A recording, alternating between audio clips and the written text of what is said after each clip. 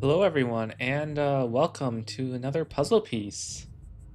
Um, I am starting a little early today just because I've, I don't know, had an intense but good day at work. So I figured just got the new mic in the um, mail, I guess, yesterday. Um, and I did a little update here with the background and the starting screen image. So let's if I'm gonna be flexing my voice, let's go to the me talking about old games for 90 minutes stream of Atari 50. Also, hey Quan, hope it's thanks for stopping by. Hope it's going well.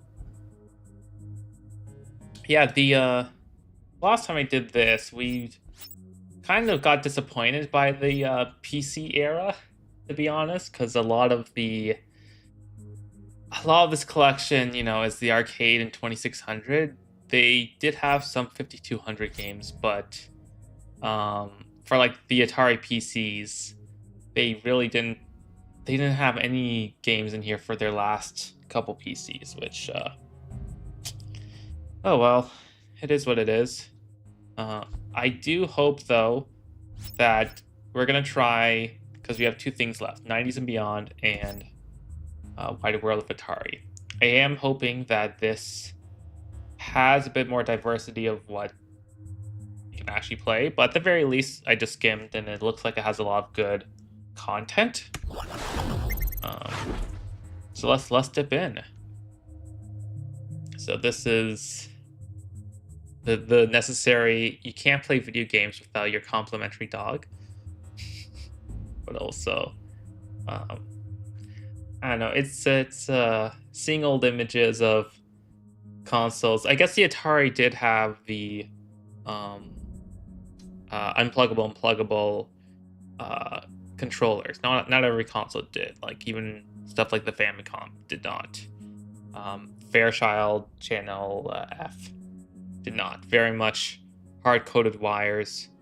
If it screws up, then that's how it is. But yes, they maintain machines. Oh, like arcade machines. Okay. But besides, no, okay. Atari design manufactured games, but they maintain machines and locations. Well, yeah, they had to. Oh, okay. Oh, Breakout, nice. Yeah, I guess that wasn't in the original one for some reason. Oh, no, it was. It was in it. We gotta play it, and we gotta play Super Breakout and compare how super it was. Oh yeah, that also reminded me that one comment in the earlier video about the Faraday cage. Apparently, I was watching a gaming historian video yesterday about the Fairchild. A lot of consoles got denied by the FCC around like 75, 76 because just the amount of radiation they exuded. So, Fairchild's solution was add a shit ton of metal around the thing, which increased the price and made them miss their target, and they got flat-footed essentially. They had a little bit of a lead, but did not take advantage. So when Atari's like, "Yeah, we put a Faraday cage around it," that makes sense. It's still absurd, but yeah. Breakout was really early. Yeah, it's a ball and paddle game, right? And it was brilliant idea for Nolan. Also, as I'm talking through here, because I literally have only tested this mic on one other person before. If there's any audio oddities or hiccups, feel free to note them in chat so I can look back in the VOD or try to adjust it on the fly. I do hope it's looking fine. To do that. I mean, he had a lot of ideas, and he was the guy that went around me and corralled Jobs. Oh, they're telling this story. Okay, yeah, the Jobs and Wozniak, and Jobs not telling Wozniak that there's the agreement of the less transistors you use, the more of a bonus you get. Into designing this, not knowing that Jobs wasn't an engineer and couldn't do that. Yeah, he offloaded all of that to Tell Woz. him. but his buddy Woz, who was just the sweetest, brightest savant. And I come in and Steve Jobs says, "Hey, look at this." And here is a finished game, Breakout, that was not under development. Understand, typical games took a few months to develop. It was like, got dropped in from outer space, finished game, working prototype. What? And Jobs says, yeah, he claimed he designed it. And I go, no, he didn't. Bullshit. And I found out later that because Woz was coming in at night, he's working at HP, and he liked HP, but Atari was a lot more fun. So I go in and there's a finished game. I'm going, what the f? This is crazy. You heard the story. I'll tell you my version because I've seen some different numbers, but as I understand it, Yep. he would give Jobs a bonus of $1,000 a chip for every chip less than 50 that he was able to do this with. Now, knowing that this had more objects and stuff than Pong did, and Pong was 76 chips, it's a pretty safe bet that Nolan's not going to have to pay a penny for this, right? Again, Woz is one of the most gifted, brilliant men engineering. Woz designs it with like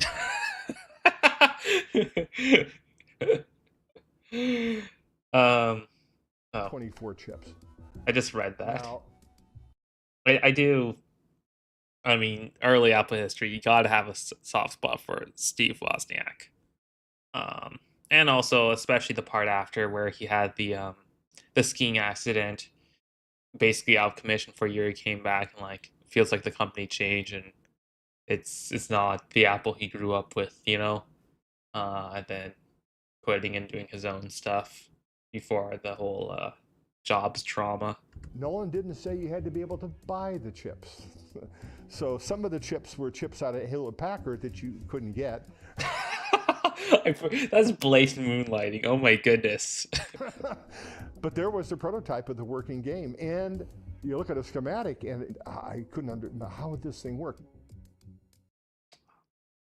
That's cool. They have the original. Oh my goodness. They even have the voltage at each side on the left here. You're not VSync. And this is interesting. Huh. Sorry, I'm just taking a pause to read this. Also, Quan, if you're still in chat, I'm not sure what your plan for Monster Hunter Wilds is, but it's this month. Are you how many hours are you guys all putting into that the first month? Because gonna be such a. I mean, I hope I get addicted to it. I might actually buy it, and I usually don't. I'm just. I don't know. I want to read reviews just to see how like the loop is. If I mean, it's a Monster Hunter game. It's gonna be grindy, of course, but I need to find ways to like enjoy the grind before I commit money. Because last time was just okay. Let's basically hack the game to get a bunch of different weapons I can try out and see what the heck I like. And then also rampage mode, but yeah. Oh man, I forgot at the bottom, not like bottom middle, bottom right. There with the I forget what that's called. Because you have the C, that's your.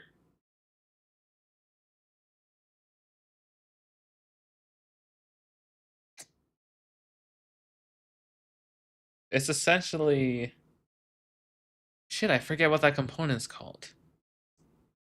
But you have like the positive and negative out. You have. Oh, okay. I need to look up some schematic stuff afterwards. This has just been fascinating. I'm like got a soft spot for circuit design.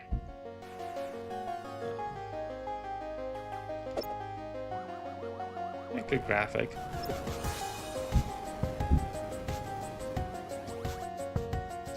Destroyer.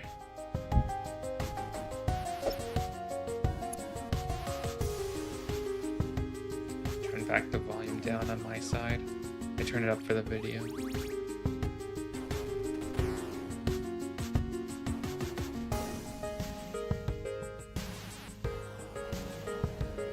Okay.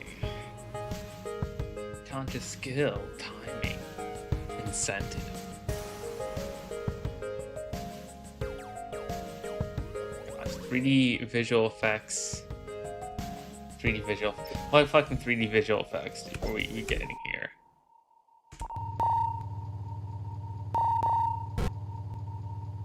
What?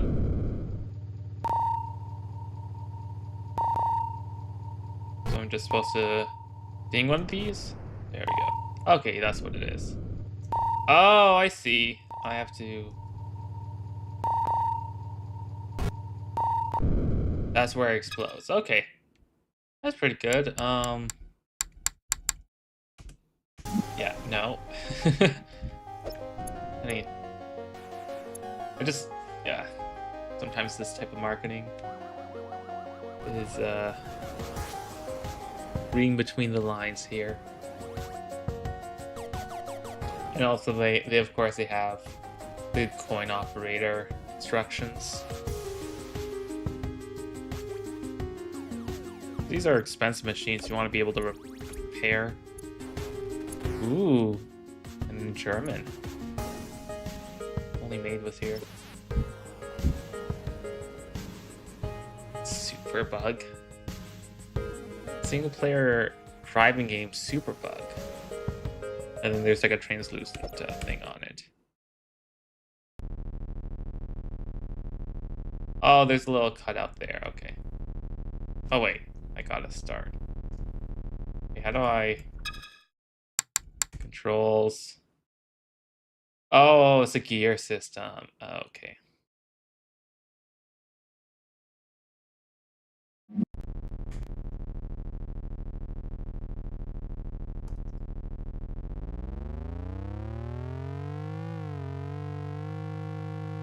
Oh, okay.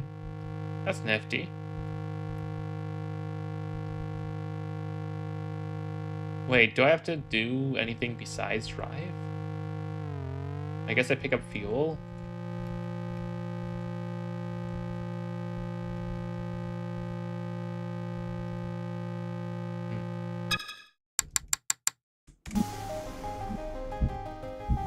Okay. Why do they have all the German ones? Well, when did they get to this German stash?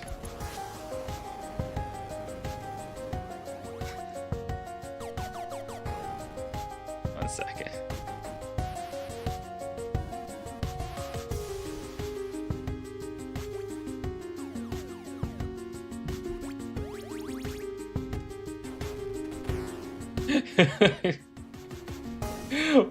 Why do they have a stash of German? I don't know.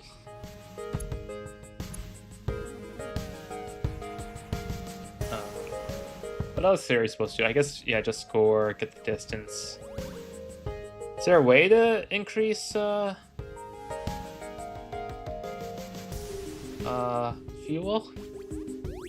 I don't know why it's half German, but like all these manuals have the German version. Like all these ads and stuff. I don't know. They just have it. It's here. They found Germany. Good for them. And like before the breakout section, or no, destroyer, they had German destroyer. Wolfhard Varas mit Destroyer. Der Spieler ist Kommandant 1 Destroyer. Enter in... Okay, that's enough. Yeah. Did you have any like arcades growing up? You're too young for meaningful arcades probably, but I mean I'm too young for that as well. Like, it's probably too young for that. I mean, they're still good, late 90s arcade. You've never seen an arcade around here? Yeah. Yeah. Well, I mean, like 20 years before that, there, would have financially made sense to have arcades. Yeah. Oh, they have the 2600 version, so we can compare. Okay, this one isn't German. This one's full English. Ooh, look at that. You have, look at all this interaction going on. Yeah, they, yeah, so much. One of them was like, we have 3D visuals, and it's just like, no, it's not even close. What are you doing? Skydiver is a totally new concept in video skills game. Authentic ripcord controls, realistic video animation, new spell out bonus incentive, new sound effects, including musical tunes.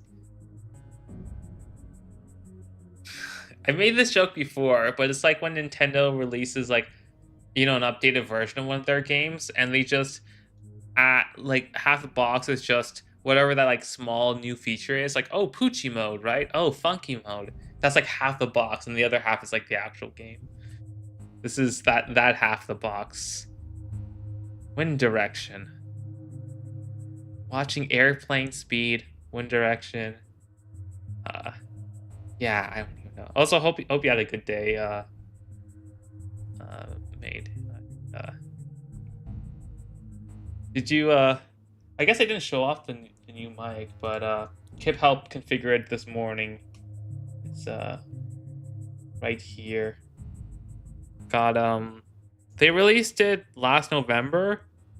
Essentially, it's like a version of that Shure MV7 because they discontinued the 7 and added a 7 Plus, which is like XLR only. But this is the 6, which is USB only, and it has like 95% of the same stuff. No, not that great of a day. Right here. Let's tilt this back over. There we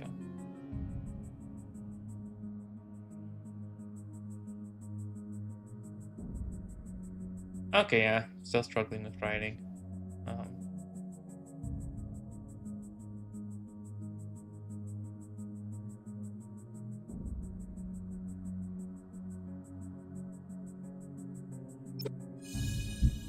So we can compare the arcade version and the Atari version, or the 2600 version.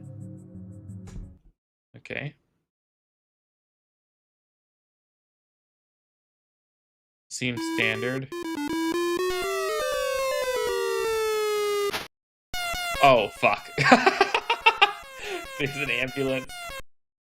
I forgot to do the ripcord.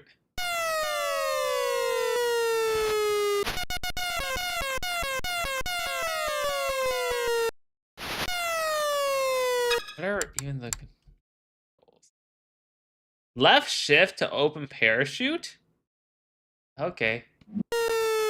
They couldn't use the same button from release and open?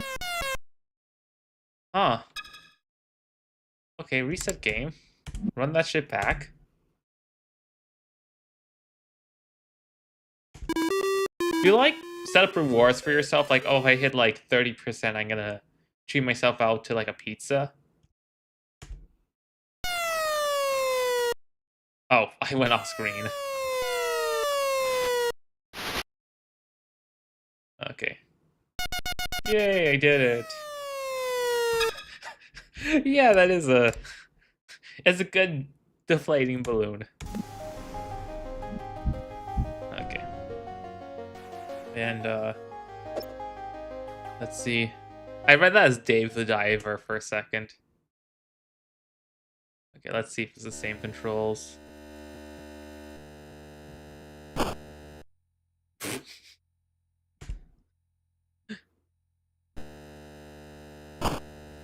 No, what's the release from frame And open parachutes down. Fudge. Okay. So you can see the wind. Ugh. There we go.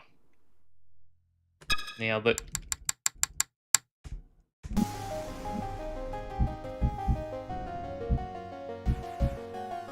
I feel like it's also nice to have a game, because some of the games that they were showing really had the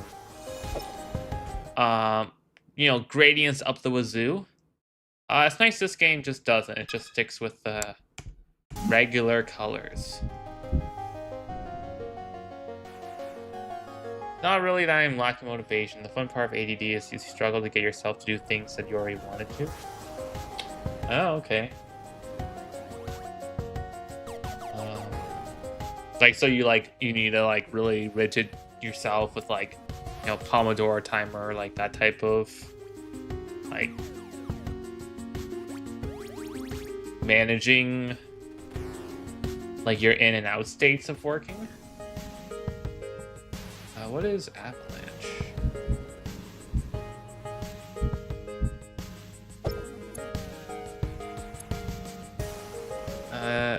Oh, it's a skill challenge. We haven't had any of those before.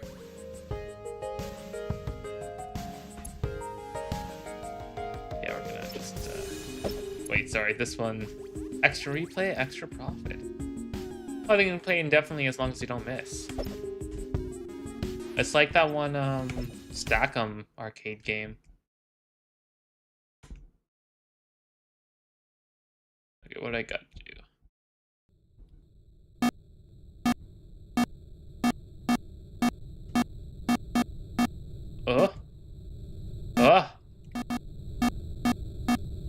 Oh gosh. This is actually pretty good. Oh no. Sounds like more of a distraction or source of stress. Okay. I mean, you have your technique. You've been, studying for all of your life. But,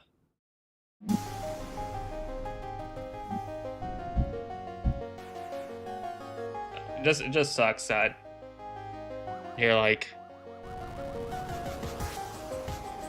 don't know, I guess you want to do the thing, but you just have trouble starting the task or I guess continuing the task.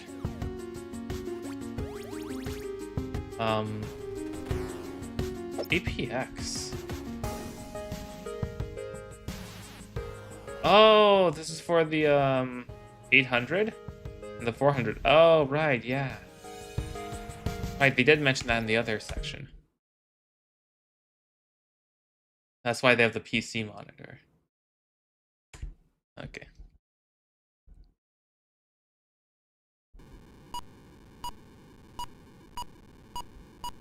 For me, I think... Oh, gosh. Why did I lose the top? I definitely have some all-or-nothingness. Issues. Okay, 107. You only showered once a week because you struggled to get yourself to do it, even though I didn't have any issues with doing it. Okay.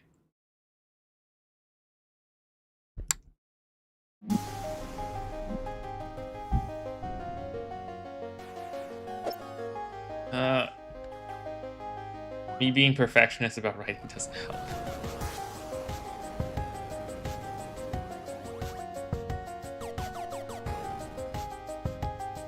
All these games. We got personal fitness program. We've got real estate cash flow analysis. We've got chameleon. We've got monkey up a tree. And of course, we have avalanche. Not to be confused with howitzer. It's good they have the mail-in program. You spend I'm going on tangents. Trying to figure out whether what you write is technically correct.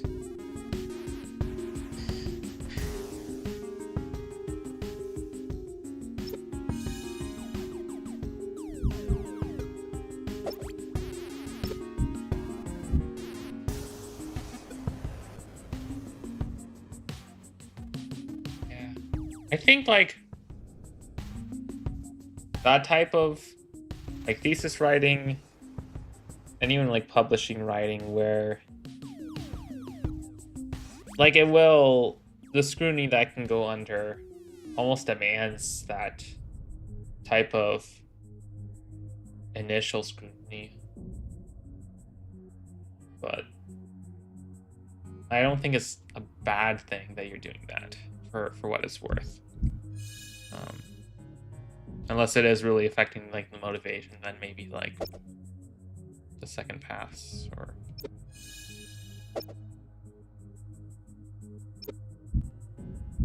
I don't want to over the shoulder because it's like here's my opinions on having very little knowledge of what you've been doing like the past year and a half, but you know, let me backseat whatever. I'm really at some point I want to do a thesis of myself. And I always like if I find something that it interests me enough in like computing or something that I'd want to go and like really like learn it, research, then that's my excuse to do like a master's thesis and go and put myself in that world of pain because it really whenever I talk with friends about like, oh yeah, next year my life is just writing this one piece of paper. Yeah, that's what it feels like.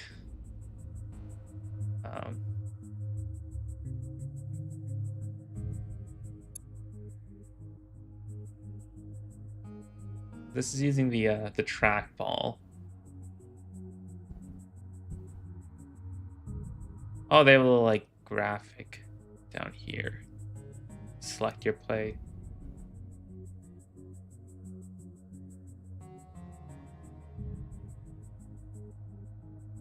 Okay, that's cool. We get to play it? We do. Okay, so let's see. Okay, so you do the trackball to pick which play. Roll trackball and stop trackball. Oh gosh, this is S.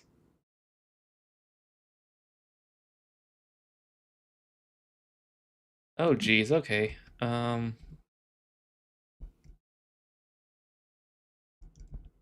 Yeah, there's no. That'll take a couple more passes to actually understand.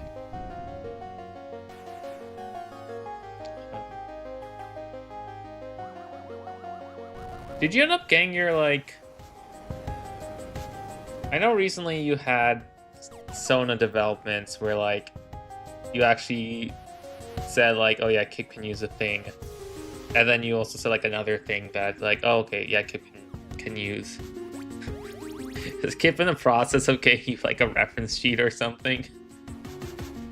You still want to finish that write up on the PBR models you told you about last year? You got on a similar tangent and never got busy. Oh yeah, that was really interesting about like. It even went into like how the models are stored because you're trying to get in like custom models.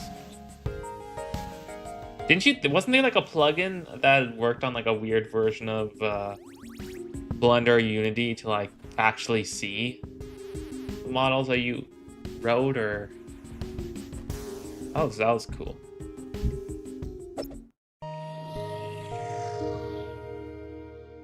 Vector magic. Vectors are amazing things, right? Like the fact that vector graphics were phenomenal and they continue to hold up really well. So I think when we look at Tempest or Tempest 2000 or Tempest 4000, I feel like those games of all of the games, those old games have aged the best. Not Tempest specifically, but the vector-based games, and Tempest just being an incredibly strong example of a vector-based game because the mic picks up coughing really well. I just think Tempest is a timeless game. Asteroids is a timeless game. The old CRTs, the cathode ray tubes, had a beam that would go across the screen very fast, and it would draw the line. So you drew that always. So that was always being drawn, and you could turn on and off the beam. Or There's a plugin someone made for Blender 2.0 that can import the meshes only. And then you got the meshes material to bone animation. or beams, if it's color, red, green, blue in color, and create an image. Vector doesn't do that. Vector, you actually draw the lines. So there is no raster going on. The beam isn't doing this down the screen. If you want to draw a red line that goes like that, you put the beam there and you push it across the screen to there. So you are actually doing an etch-a-sketch.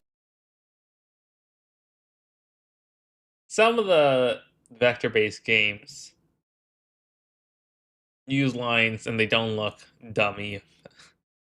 But those enemies and that person looks dumb as fuck. The best way to think about it.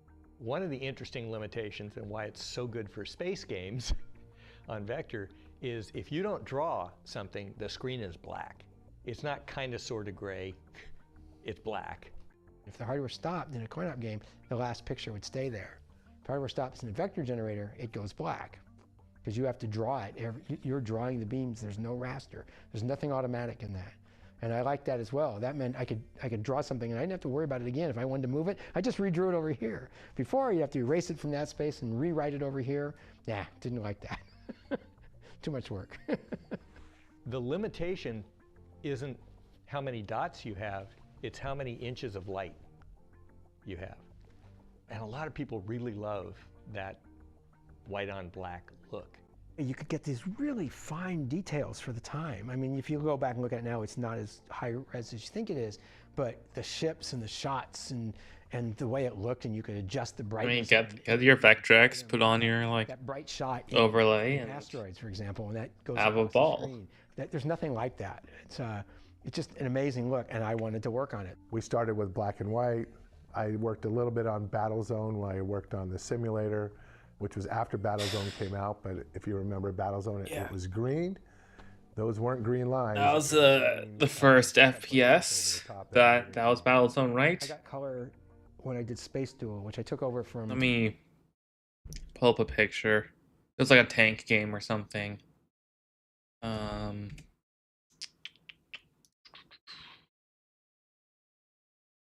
Here we go. Battle. There we go. Yeah, the first person shooter tank combat game. Oh, it got re-released on here. Yeah, you can see you have your HUD. Oh gosh, that's the back port. That's it's trying.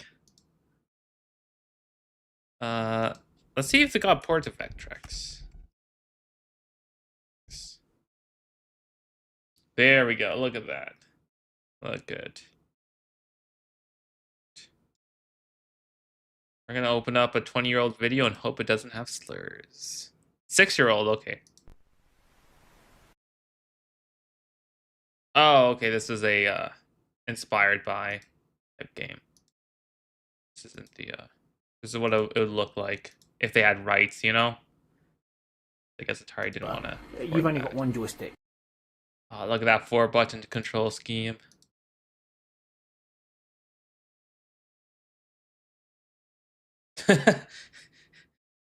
Yeah. This does blow some of them out. Water. You can see here. Doesn't necessarily mean it has a great FPS, but I'm not doing very well at this.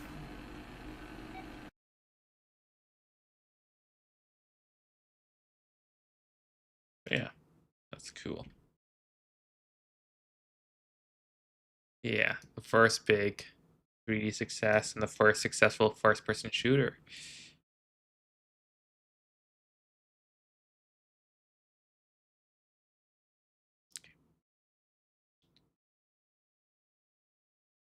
Another programmer who for some reason just kind of lost it and left the company and kind of evolved it from what he had started.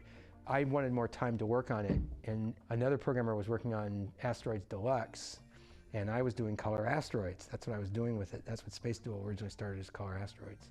And they said, oh, you know, we're not going to do that because Asteroids Deluxe just came out. So they gave the hardware and some of the code I did to Dave Toyer, and he did Tempest. And then some of that came back, and I did Space Duel. Oh gosh. You'll see things that are similar. It's a kind of like across through it. a pseudo engine. So Vector Sector was born out of the idea of what if all of Atari's vector games existed in the same universe? And we went. They made a compilation? It was great to talk to Owen Rubin, who created Major Havoc, Space Duel. And when he played Vector Sector, he got through the asteroids phase and he got to Lunar Lander, and he was like, oh, you should do this with linked ships. And he didn't know that we'd done that. So that was like a thrill. Also, when we got to the end of the game, we played a linked dual multiplayer game. We got to the end, and he was having a conversation with me. He glanced up and he saw that we had his initials in the high scores as a default high score. And he just threw out a, oh, thanks. Yeah, thought that was cool. Well, that's pretty cool. Yeah, they made a tribute game. Stolen Asteroids.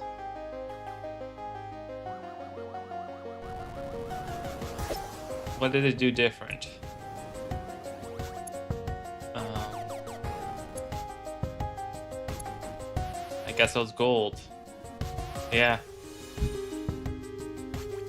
Oh, I wonder.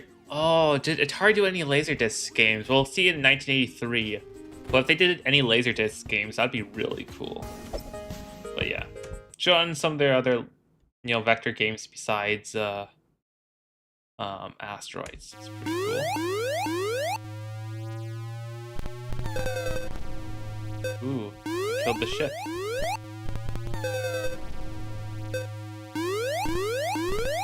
Gosh. Okay, that's controlling pretty good. Oh, the glow of the light. Okay.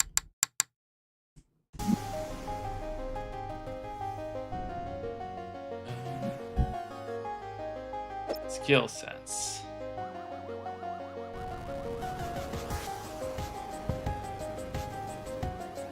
That's a pretty cool cabinet. I should see whether or not that Halo arcade game, the Battle Team Raven or something. I played that a couple years ago with some work friends.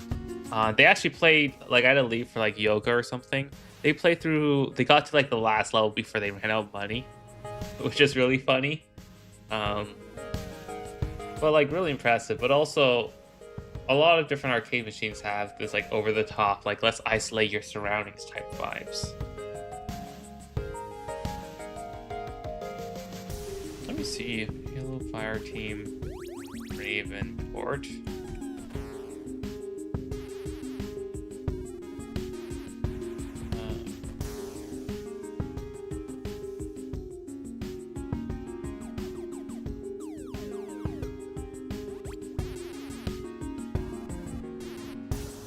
Yeah, I don't think they've even spoken about it since, so. There are instructions about how to... Ooh, I found the operator manual, okay. Look at this.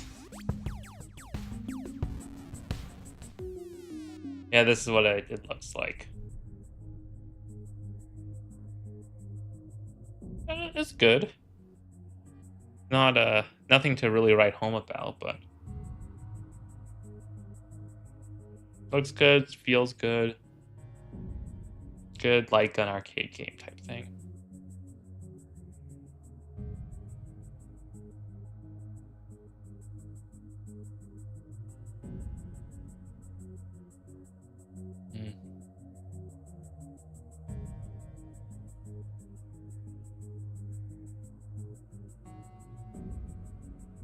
Look at this. This is... Wait a minute. This is what the back looks like? This is just like a PC.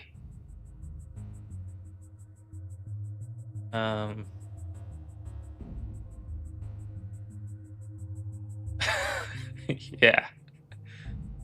Phone scanner, USB audio dongle, cache box.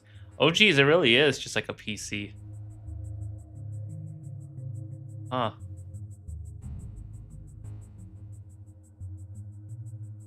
Is a phone scanner? I don't even remember what the phone scanner is. I guess that's for the cards that, or is there like a save thing? I don't know.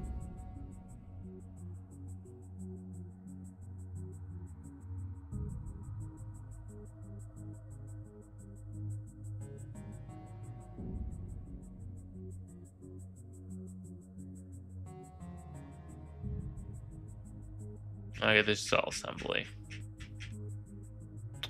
Cool. That's what manuals look like nowadays, but back then. 19-inch. 19-inch screen. Ooh. We're really in the 21st century here.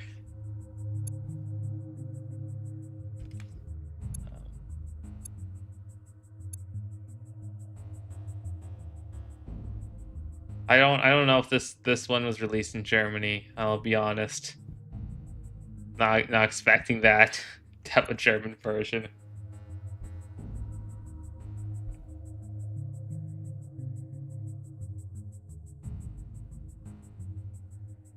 I don't know if it. I guess 81 they're still doing fine. I guess, yeah, probably.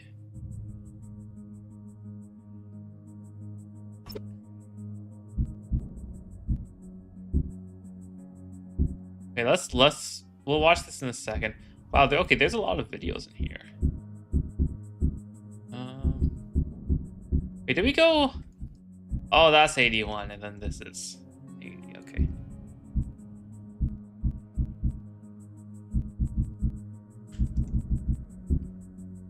Okay. I just want to pace out the videos and the games. So this is going to 2600, and then this just jumps ahead to 2023. What the fuck? Okay, I think I'm gonna elect to watch this video.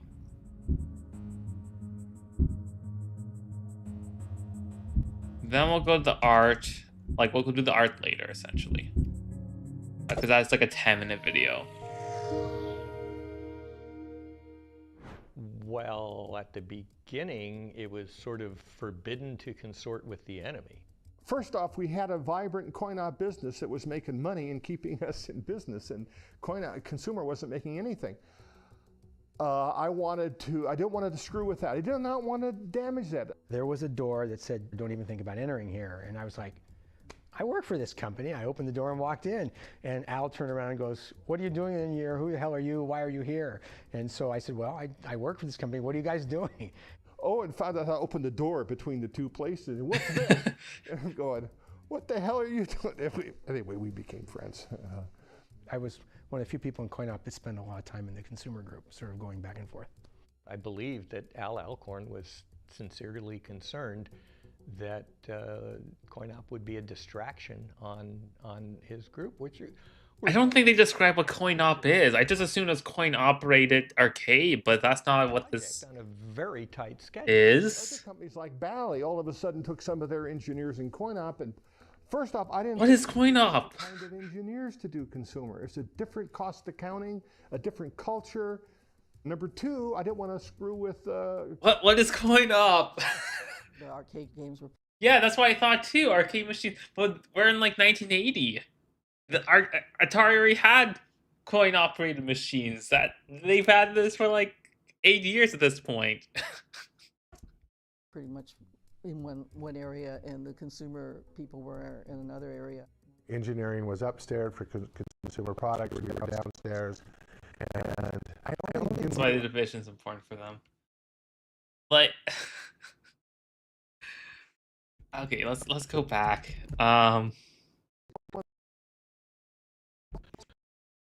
Like this is just when Owen from the consumer division went to the engineering division, and that's what caused this whole kerfuffle. I guess that's like the anecdote that they. Well, why is this? They didn't want any. They were doing their isolation. They didn't want any sort of infection between the divisions. What the heck? I wanted to damage. You have a good thing working here. But this is 1980. The consumer division was.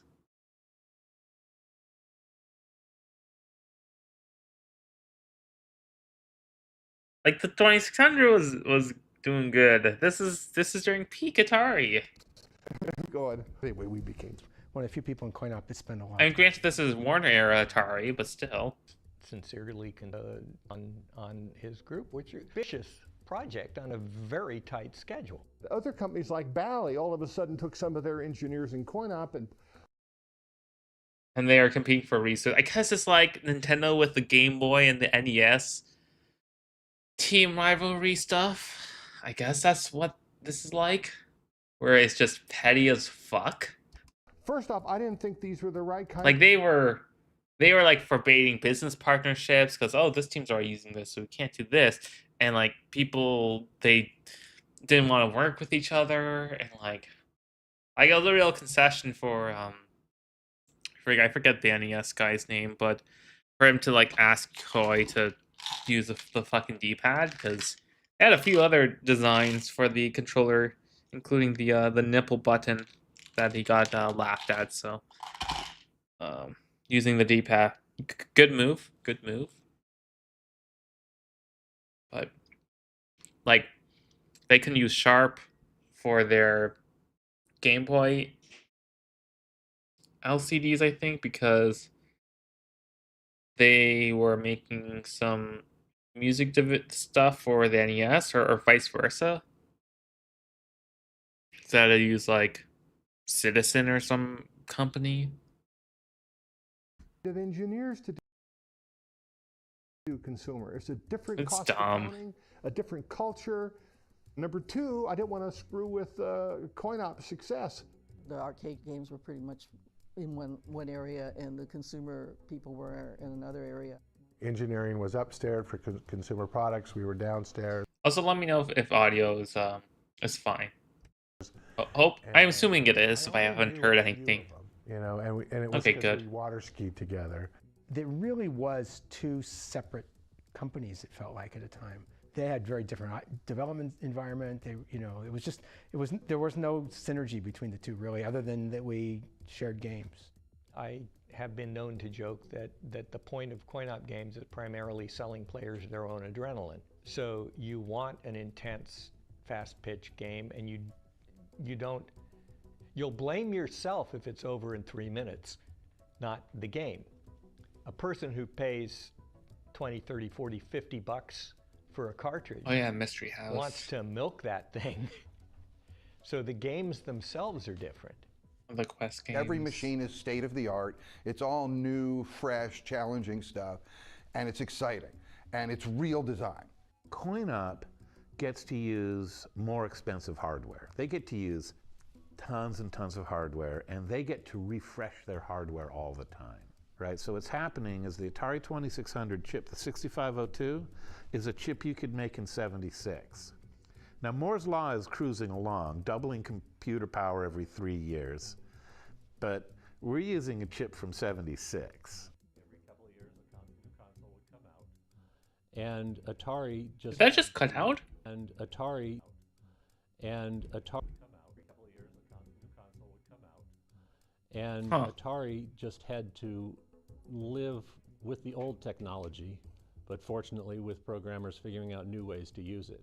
But for me, there was no rivalry. It was, they made games and they were interesting ideas, and a lot of them we were going to have to try and copy. I guess it's the corporate play of getting the teams to compete with each other. Happened at some point. Really started to make distribution. and really started to get out there, and some games really started to catch on, it became apparent that the profit potential from the home games was actually much higher than it was in coin-op. So I'll tell you another pecking order sign that goes on, which raises a lot of interesting things, both financially and emotionally, is the idea of royalties. Because one big difference between VCS and coin-op was coin-op people got royalties. They got some kind of bonus participation in the success of their games, which VCS people didn't. They didn't That until got like to be a sore 81, point. 82. Not between coin-op and engineering, but between VCS and management. And it's like, why aren't we doing that? Atari had a bonus plan that was based on how your game sold. And then the consumer group wanted their own bonus plan based on how their game sold. So they would take a game designed by the coin-op that was in the arcade, they'd make a 2600 cartridge out of it, it would do really well, they get big bonuses, and we weren't included at all. So there was this kind of like, wait a minute, why are they taking our ideas? Oh, that's interesting. That was resolved later. Everybody, you know, identifies as the hero of their own narrative. You know, when you start checking the narratives against each other, that's when you find some interesting differences. And it wasn't, I never felt that coin-op people lorded over us, and I don't think we felt like second-class citizens, but it was well known that coin-op was working on hotter technology, doing cooler stuff, and we were trying to keep up with a technology that was falling farther and farther and farther behind.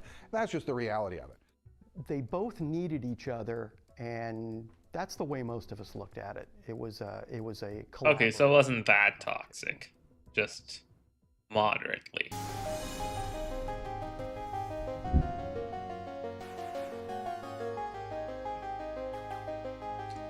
Oh, the Sears wish list.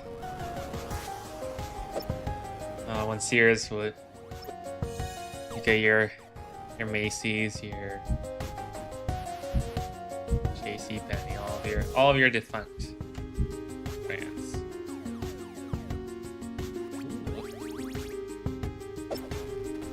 For players.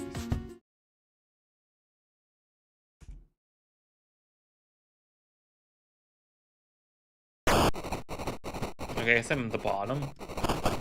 Oop, I damaged my legs.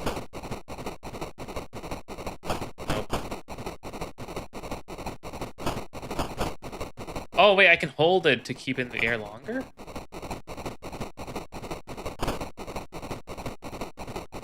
Oh. There we go, I got that down, but...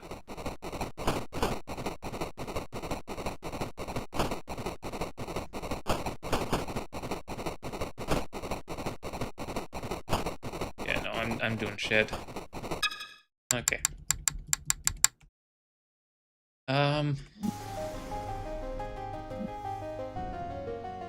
Okay. Text only. Okay. Starfleet to Starship Commander. Your mission is to destroy 19 alien warships in 25 stardates. Warp status. Ooh, okay. Where can we warp? Factor 2. Okay.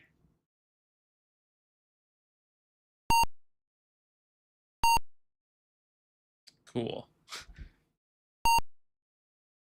Galaxy map.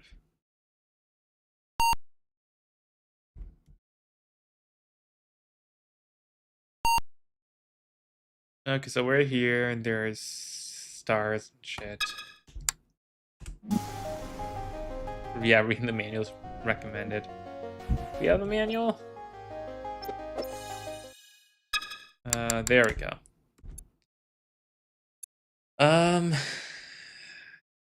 It's been 2,000 years since unification.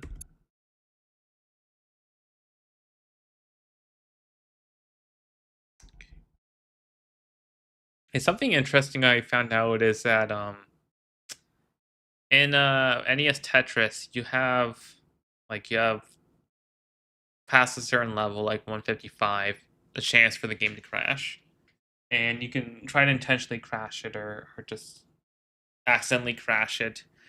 But there's a couple levels that are really prone to crashing for any line you don't clear. And you can use the third and fourth controller port of NES and hold buttons in there to reduce or remove the chance of this crashing. Which, like, I mean, it's technically, you can do it on official hardware. But also, who's doing that? Who's like, oh yes, NES Tetris. I need to get my fourth controller port ready. At least the one Ocarina of Time method was you use the third controller port before the game starts to help essentially use like a trainer to adjust stuff. Actually, no, that one also did use the third controller port. But just holding a specific angle. Oh, yeah, no, that one was a little non-kosher. Power of 8 hands. Or like, shit, that's single player. It's I think like GoldenEye is the only exception because they are actually holding both controllers at the same time when they do the two-player method, because the two-player method, the two-controller method is a control scheme in GoldenEye, and basically it lets you use two joysticks at the same time. But the advantage is, during the intro sequence, you can start to use the meme, you can start in second gear. You can actually start at running speed, and so you save 0.3 seconds on the level. The downside is you have to play with a jank control scheme, so it might lose time if you're not playing like near perfect. So it's like, it really is an added difficulty, and that's why it seems I'm cool with that, and the speedrunners generally are. Oh gosh, what am I doing? I have to shoot this shit? Okay. What do I get for shooting shit? Oh, I just have to. Okay. There we go. Okay. I've murdered civilians. Feeling good.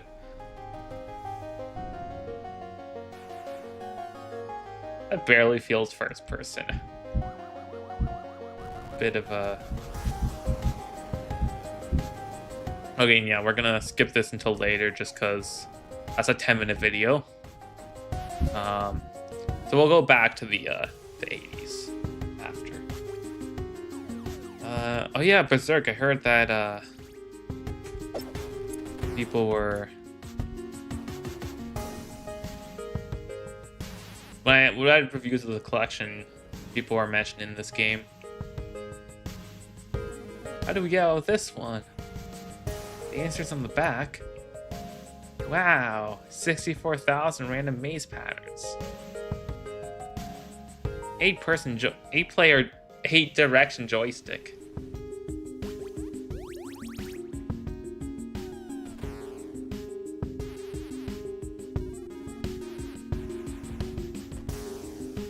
Stern? Is that the person who made it? Oh, that's the name of the guy. No, that's the name of the electronic company.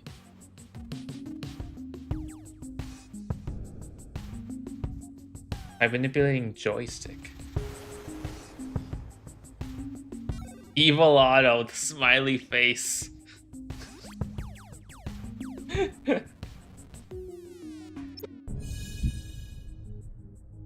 Yeah, and it has the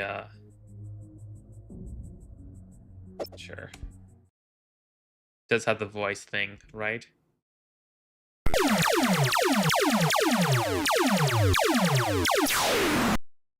Oh yeah. This thing. Fight like a robot.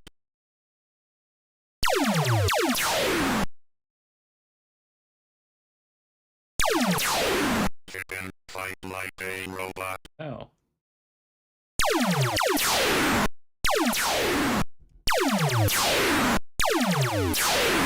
Chicken, fight like a robot. I don't see auto. Oh no, they're shooting.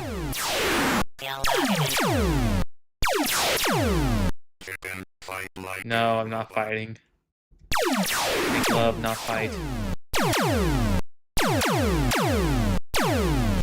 Fight like a robot.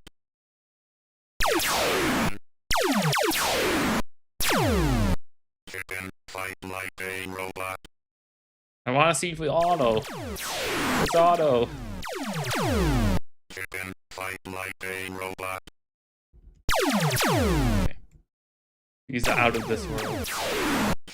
Fight like a robot. Okay. I don't see auto.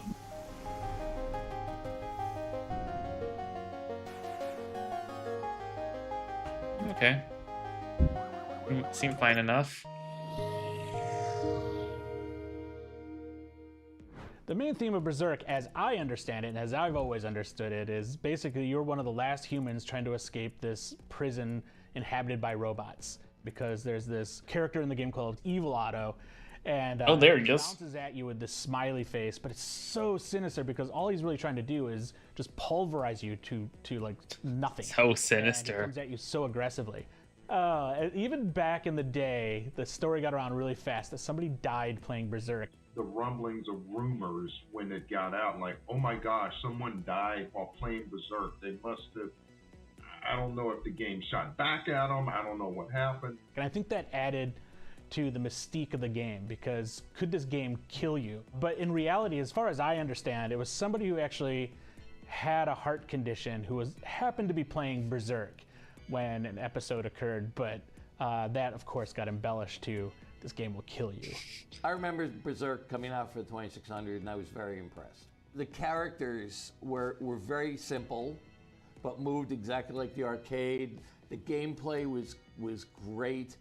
I thought it was one of the great Atari. Ooh, they have other angles of these men. Space Invaders in that time. That's advanced. Of arcade ports. One of my favorite games on the 2600 happened to be Berserk. I thought it was really well produced. It didn't look like other Atari games where they flickered a lot. The characters were really solid. Everything looked great, and it was a really great representation that honestly of does the look arcade great. game. Yeah, the gameplay was compared to the well arcade, produced, which is not given the credibility that it should. The amount of tweaking that gameplay requires to make an excellent game, to make a truly great game, it's unappreciated. Oh my God. Yeah. When I was learning, or basically teaching myself how to program the Atari 2600, as one does, I started to dabble with audio, and I had seen somebody had replicated synthesized voice on the 2600. And so that kind of occurred to me that it would be really cool to take that approach and that concept and apply it to Berserk to have the perfect version of Berserk for the Atari 2600. That set in motion my desire to just like pursue relentlessly putting voice into 2600 Berserk. And then my understanding of the arcade game is there's a specific speech synthesis chip that was used for the game. And to compare that to the 2600, there's no such thing on the 2600. And so in order to get speech to even sound similar to that chip, you have to apply all of Atari 2600's resources to it. Oh, so you basically do it between screen transitions? You have to do things like don't display the screen. So the screen goes black so you can get a cleaner and more audible sound. Okay, that makes sense. Out of the processor, the sound processor.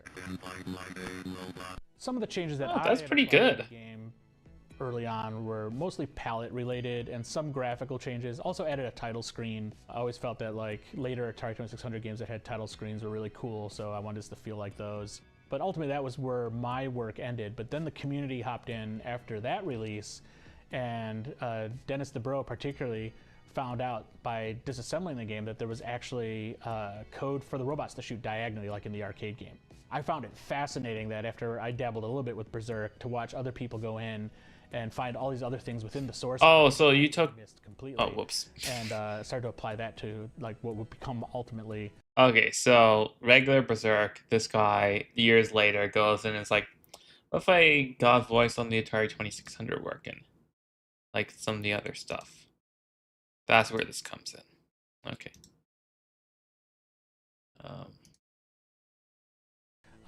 Berserk voice enhanced.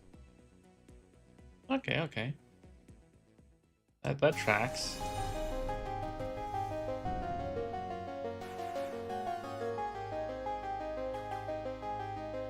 Okay. Did I just realized Pio went offline and did not raid me. Very rude.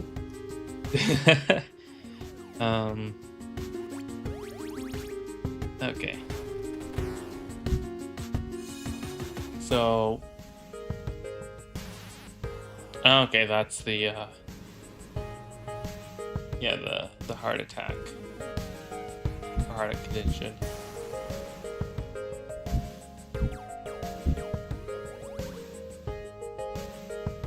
This was the Atari version. Okay, yeah. Ooh. That's looking good.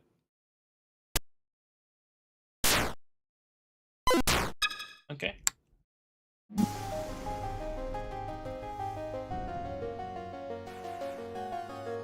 Players can actually destroy Evil Auto. Okay. Shooter alert.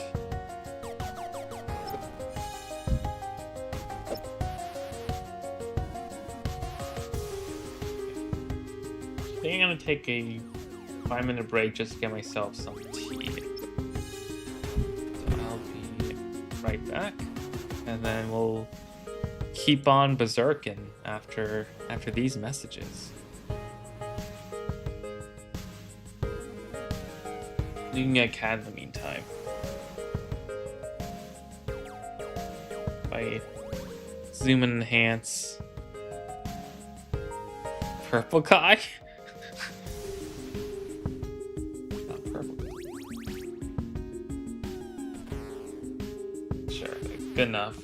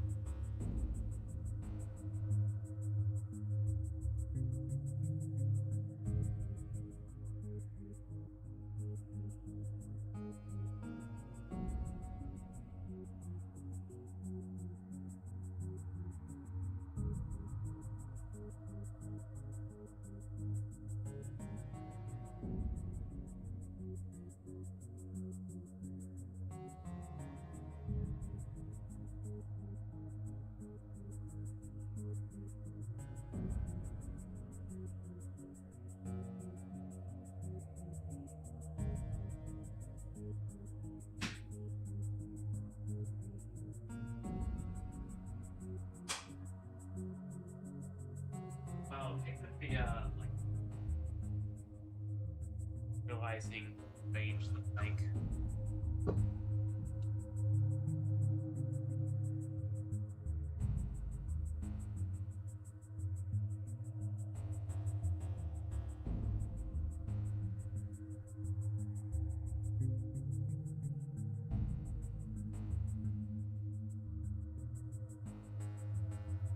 Cool. Okay. You're back to view more purple guy. And and potentially purple girl.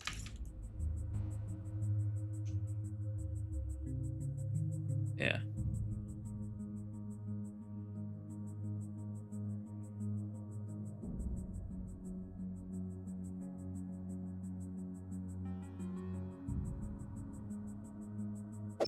Anyways, where's purple? Bow tie trick. When a robot fires at you, if you're in the right place so that your neck is lined up perfectly with the robot shot, the bullet will go right through your neck without killing you. That's hilarious.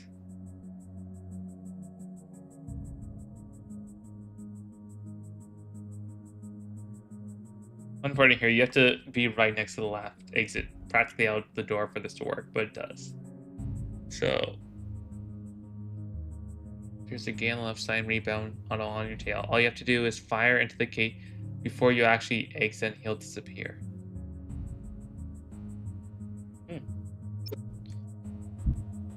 Okay, this is the 2002 voice enhanced.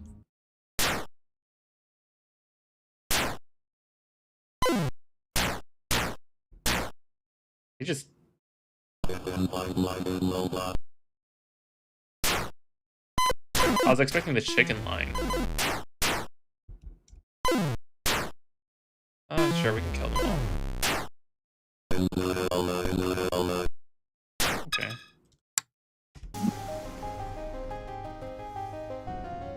Oh, toggles it off and on.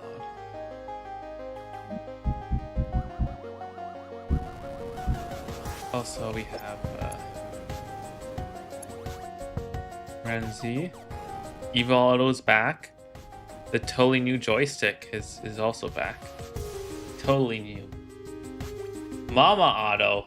If Evil Auto is shot, Mama Auto frowns and sends 4 baby autos to the attack. If they score, she smiles? What?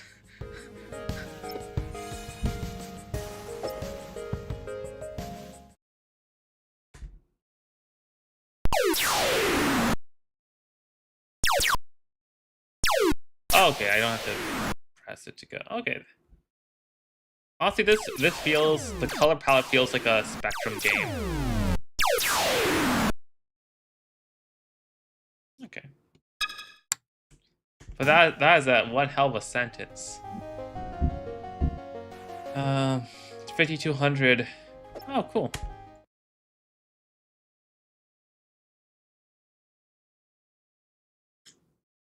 Oh gosh, we're gonna get so many berserks, aren't we? This is oh gosh, I was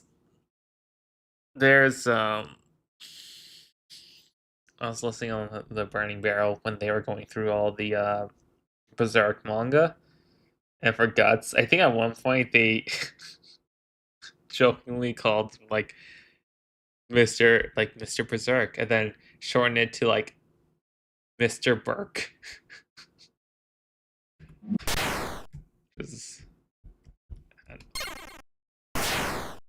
Ooh, that sound trip is nice. Okay, that's good.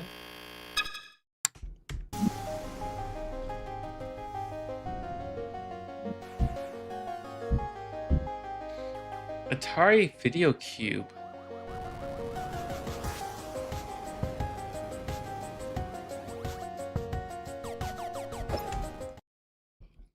So this is a Rubik's Cube then.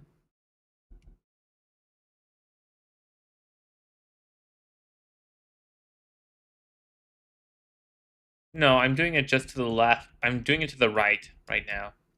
Oh, that's the cube I start with. Oh. What?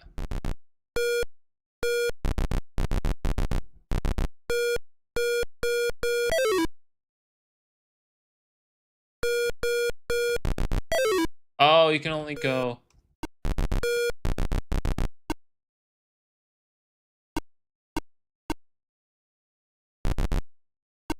Oh, I'm carrying the color I have with me. Oh, I see, and I can pass this on. I want to do that. Make all of this. Oh, interesting. Actually, that's pretty cool.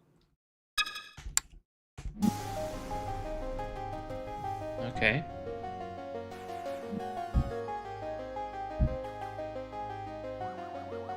It's okay.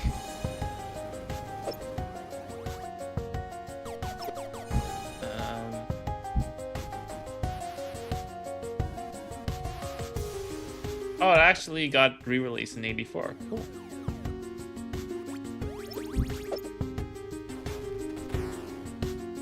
I never took my father's watch apart to see what made it tick. Not that I was curious. I wasn't curious. It's just that my best friend Michael beat me to it by taking apart his father's watch. Got to see all the springs and gears and things fall out as he poked at it with the screwdriver. Beads of sweat form on his forehead as he tried to get all those little gears back in the case.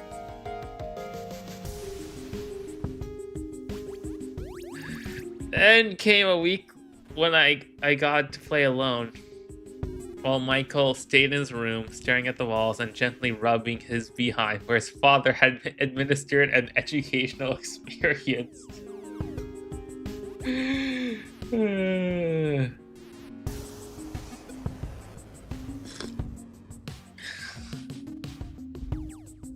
Okay.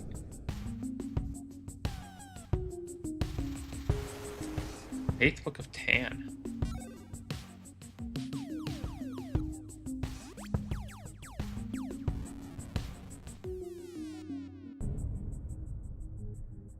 In West Germany, a woman sued her cube-crazed husband for divorce, claiming his obsession with the puzzle took up all his attentions.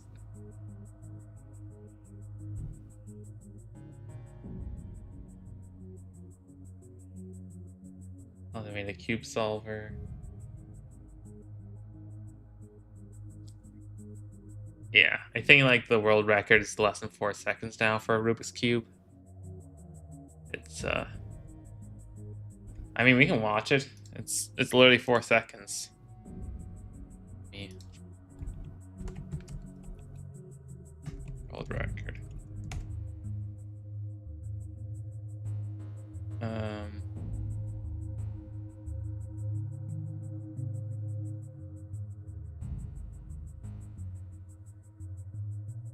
Okay, there's a lot of these. I'm just realizing.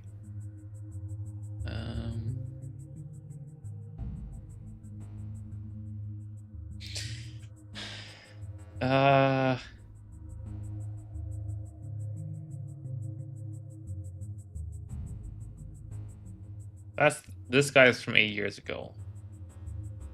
But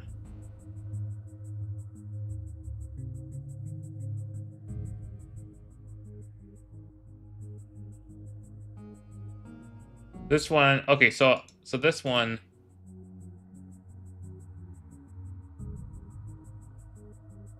you get like, you know, standard time to look at it. Just gonna watch the preview.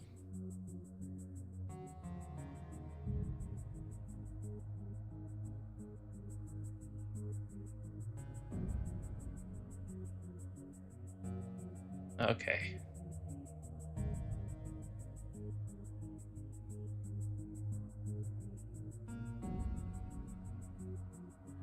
I don't know the rules well enough to know what the fuck the difference is.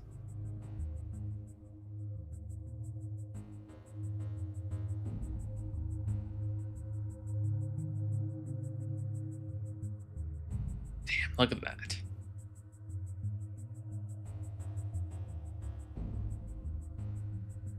Okay.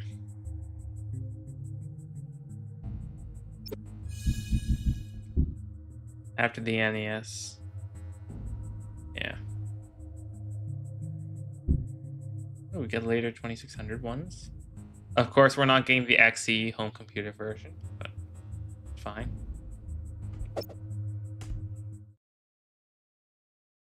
Oh, look at that.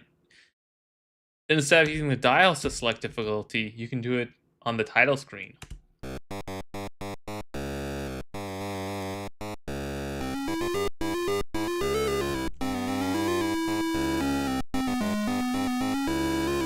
pressing up to go forward?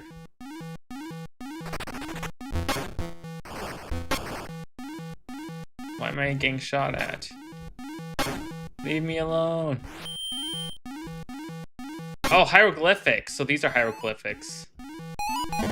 Okay. For some reason I thought these little things. Oh, I can shoot back. Oh. Okay.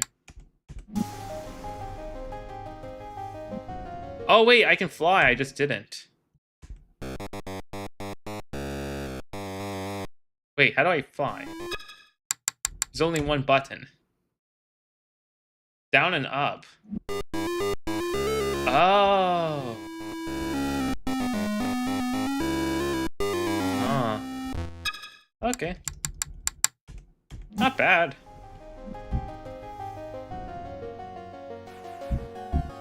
A double dunk.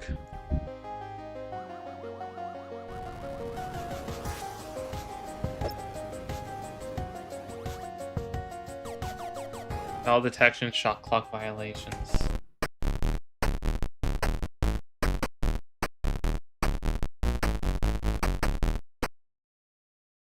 Look at that. Oh, I got stolen. Ah. Okay. Oh, there's play call. Super football.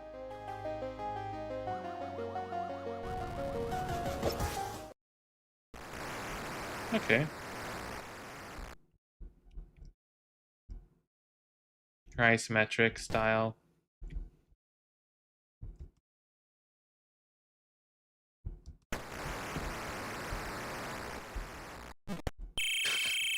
Got tackled hard.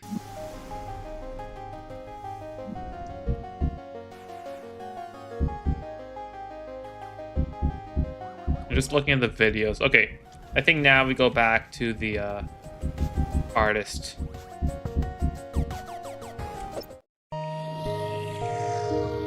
We go back. My name is Evelyn Cito. I was a graphic designer at Atari, both in the coin-operated division and the consumer division. I majored in graphic design when I was in college, and when I finished, I went back to LA and helped in my family's business, which was a restaurant business. And when I returned, a friend of mine was working at Opera in Harrington, and she was moving on to another position. And so she had me interview with George Opperman, and I was able to come on board on his staff as a production artist. During that time, which is when I started with George, it was the early 70s, and Silicon Valley was just barely a term that was barely coming up. Nolan Bushnell had his company Syzygy, a gaming company, and he needed to change the name of the company. George Syzygy is such a bad name. Suggested. I mean, like, yeah, this then became Atari, but like, why Syzygy? Opperman. So I remember them coming in, and George he took on the assignment of Wait, she was there remember them back then? That colleague, George changed the naming company, had his company up. No term that was very. Sorry, I need to go back to this. When I started with that time, production artist, during that, and I was able to come on, which had me interview another. Alright, I'm going back, so to another position. at the interview. She had me interview with George Opperman, and I was able to come on board on his staff as a production artist. During that time, which is when I started with George, it was the early 70s. Damn. And Silicon Valley was just barely a term that was barely coming up. Nolan Bushnell had his company Syzygy, a gaming company, and he needed to change the name of the company. George Farraco, one of his colleagues, suggested that he speak to George Opperman. So I remember them coming in, and George he took on the assignment of redesigning the logo for Syzygy. And they gave him the name Atari. And so, I remember George doodling on his desk. Yeah, he was just doing little doodles, and from there, he maybe selected a few of them to show Nolan, and they picked the one that they did, which is the one with the Fuji and the Atari. And back then, everything was done by hand. There was no computers. Everything was, you had to ink, and you had to spec type and order type, and then paste it all up on a board. So yeah, everything was kind of handcrafted back then. And so yeah, that was my first position, was with George doing production art. And so once they decided on which one they were going to do, I got the assignment of ordering the type and inking the Fuji. So that was my first jobs to in working with Atari, was to. Oh, that's awesome. Nolan that's really cool. liked names that started with A's because they were at the front of the alphabet. And because also at the time Pong was our main product, the main product. Now George says he liked the idea of it sweeping because the Pong blip would sweep, right? So that's George's. There are people who attribute that to George. George Farago doesn't believe that was true. But so I honestly don't know where it came from, because obviously he didn't tell me. He just said, here, ink this up. So part of it is probably an A, and part of it is the sweep. It's probably all of that could be true. So whatever it was, it's definitely stood the test of time. And he picked the hairy type font for the Atari, and I think that's actually stood the test of time as well. Yeah, well, we'll put the camera. Shortly after that, I left George, so that was like in '70. Oh, you were just there for a blip. In '72, and so George probably continued working with Atari at the time. I had moved on to another company, and in 1976, George called me and asked me, told me he was giving up his company, and he was going to go inside at Atari and become their full-time art director. And he needed an assistant, and asked me if I would be interested in doing that. I kind of thought of it as a placeholder, actually. I wasn't sure how long I would do this, and not being that familiar with the company. But anyway, I said, okay, so we were in this little cubby hole.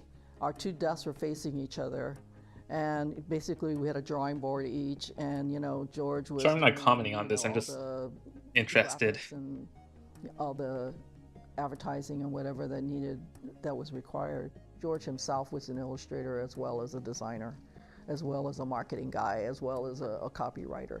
So he would write all the copy, and he would write all the promotional materials for Atari. So he was an in-house advertising agency. Because I wasn't an illustrator, so the things that didn't require illustration, he would, I would work on some of those, or I would collaborate with one of the illustrators. I might come up with a concept, and then one of the illustrators would design the graphic for me, like in Superbug or in Golf.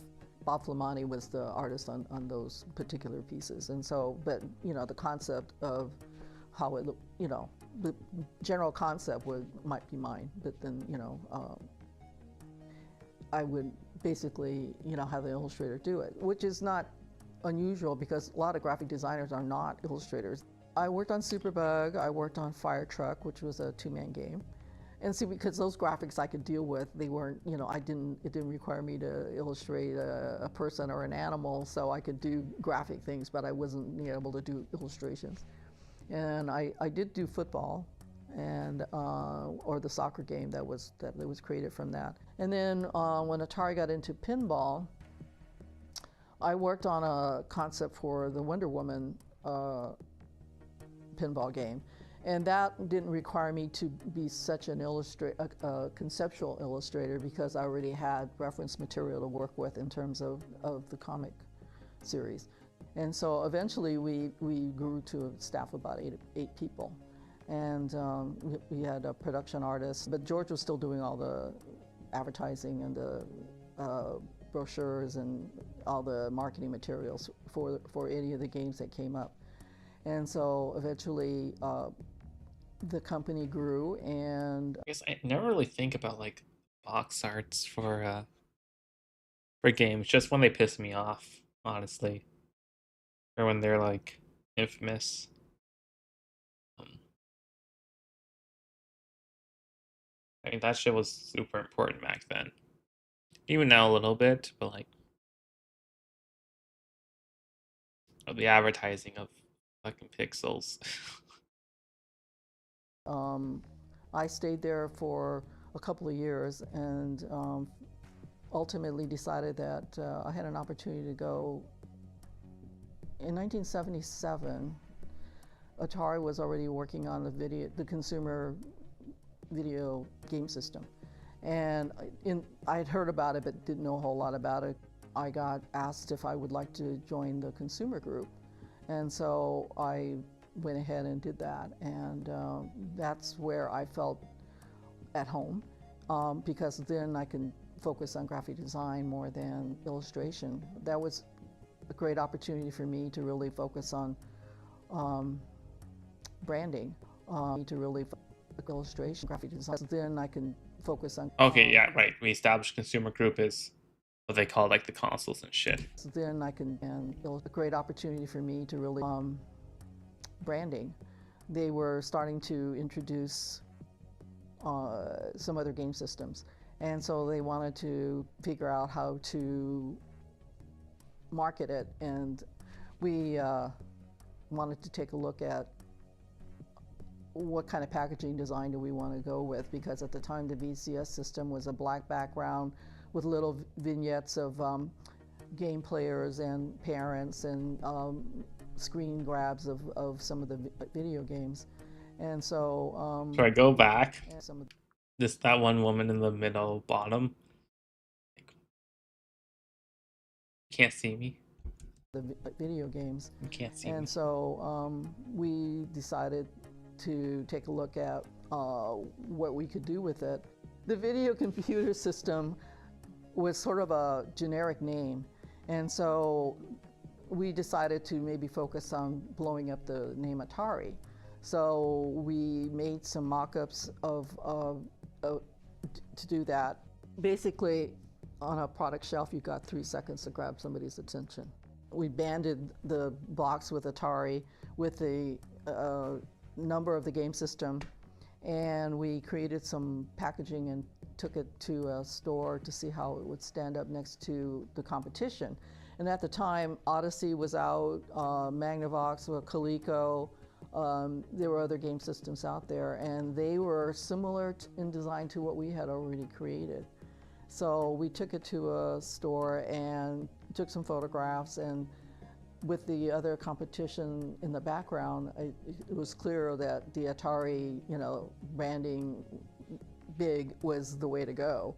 Yeah, it's like, hello, why didn't we think of that sooner? but obviously somebody didn't think of it before we did. And then at the same time, I think Star Wars came out. Carrying case. I wonder how many people. Like, I know I got when I gave the quest to Kip and Maid, I got a carrying case. I don't have one. I have like a little stand just to sit it on when it's charging. But how many people, like something like a Switch makes sense for a carrying case? 2600. If you're really going from like home to home, or you're just bringing it out and you don't want to clutter the. Yeah, that's fair. Out of your bed since your phone chargers. Yeah, I have it. I have it actually under this desk. There's like this desk has a little like ridge here that I can like put my feet on or something. But I have the Quest there, so I don't have to worry about any weird sunlight shit. I had my one friend who recently requested, even though it was at like the bottom shelf and wasn't in direct sunlight, it just something light ping ponged and they have little like light holes in their Quest 2 eyes. So, but yeah, like how often for non-portable game consoles do people really bring them around? I guess my Xbox 360 is probably the candidate for that, just because I was playing that a lot when I was actually splitting time between both parents' house. So I'll just have the cable set up and bring the console back and forth. Sometimes. Like, let's say like when I was playing like Borderlands 1, that's probably the most times I've swapped a home console game. Because I was playing that like 2013 or something late. And so we thought. You used to bring your Wiimote. Oh, the Wiimote, yeah. The Wiimote was good for me transfers. Well, gee, the space age was coming about. And so maybe we should look at, maybe color isn't the way to go. So they wanted to see what else we could do to make it look more space agey. So we came up with the silver concept of the packaging, and ultimately that's the way we went. At the time, our cartridge boxes were all real colorful and rainbow. The rainbow stripes seemed to be sophisticated enough and give it some color. And so... Also, just a side note, I'm glad you're getting a lot of use out of the Quest. I know it's been like a year and a half, but I don't know. It's like nice to give a thing that like gets use.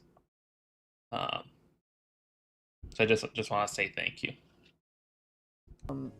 From that, I thought it went underneath the silver band on all the boxes, so it seemed to work for that. And I think that was sort of a nod to the fact that, okay, we still have, the rainbow was sort of a nod to all. The rainbow was an allegory for the color boxes. I thought that's just like, I feel like they weren't the only company at the time to try rainbow shit, because like, ooh, we have 8 colors. All the color boxes. You can do the rainbow. The Fuji's always stayed there, and I think the typefaces always stay there. Although some people have played around with the typeface a little bit, but you know, you can't change it. It looks, it's a classic. That was nice. Let me turn this back down. I did set, when I was configuring stuff, mic monitoring to 20%. And I realized when I was doing that right now that I should put my monitoring to like 0%. I don't need mic monitoring right now. So give me a second. Settings. Yeah, that's down to 0.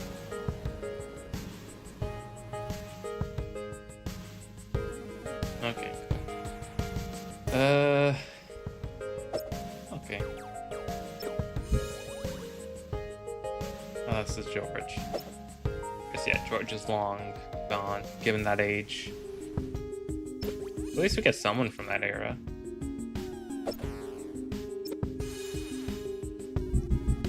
Pretty cool.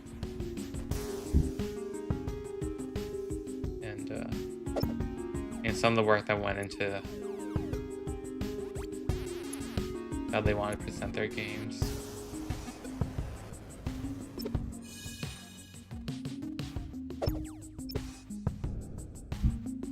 Grid. These.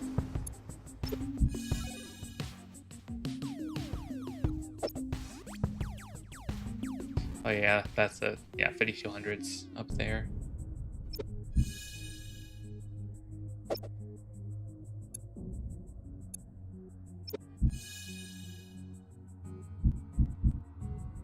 I'm not like, I don't know.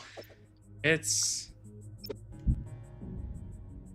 not itching for a great device in my life. Or not heartbroken that gray is not really a, like, I mean, you can get like a gray iPhone and stuff, but you know, gray is a PS1 throwback color. It's not the PS5 color natively. Same with like an Xbox. A Switch, the grays, you gotta have color Joy-Cons. Gray's boring as fuck. Gray's gone.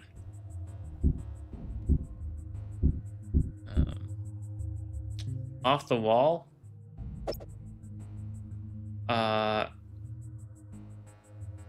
It's a brick breaker You control Lou. Must hit the dragon at the top of the screen. Okay.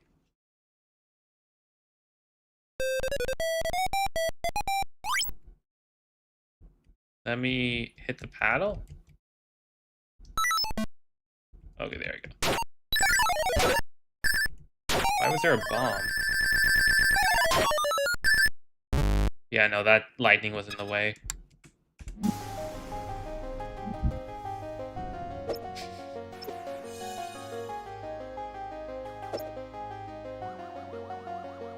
Man's so distressed.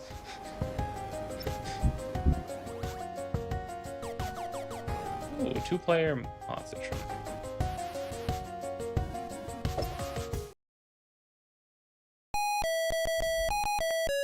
Too easy.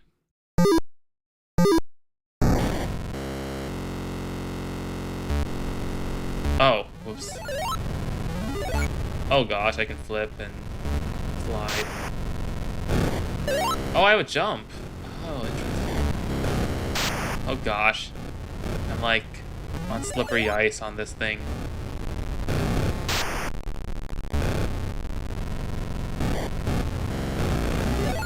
Okay. Super Famicom packaging is way better than the SNES. Let me look those up. I'm like 99% sure you're correct on this. But because especially the colors of the Famicom, but Famicom packaging. Oh, it's Super Famicom.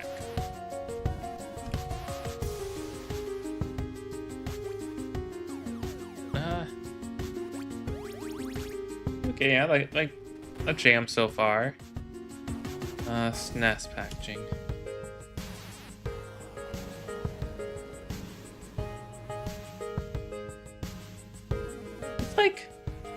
It's better, but not by...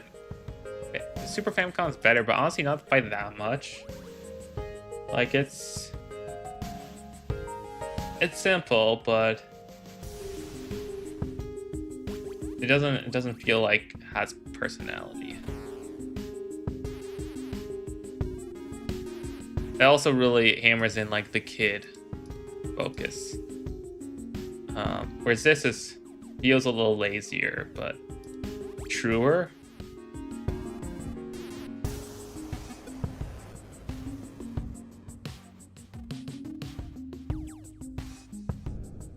I wish we got the colored buttons. How's the one second. NES PAL packaging.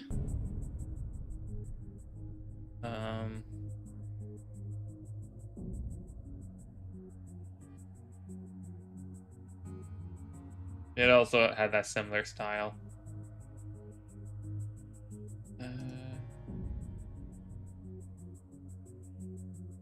Yeah, let me throw that up.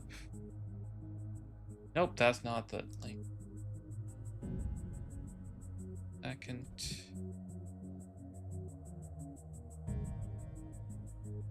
This. And then. Cool. Images.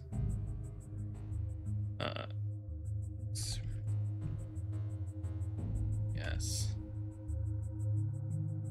Yeah.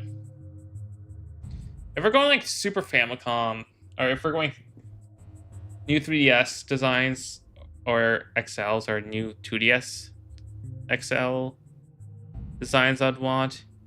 I don't think these ones are up there. I think new 3DS XL designs.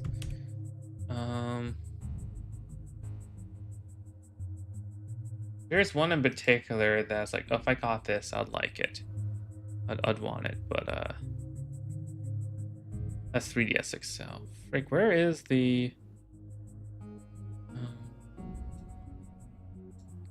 Oh, here we go. New 3DS and new 2DS. XL designs. Sure. Okay, so let's go through these. These are rare, or less at least. That purple one I think is the I mean, honestly, these three are like pretty good. I do like the white with the orange.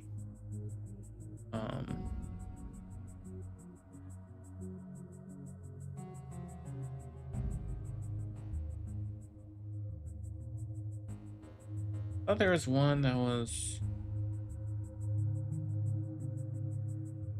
No, that doesn't have all of them.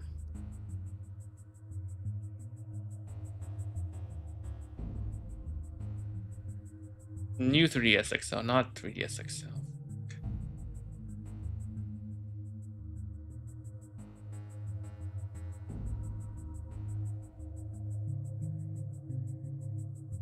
Because I was looking at buying one of the new 2DSs for a while, and I guess it might have been the.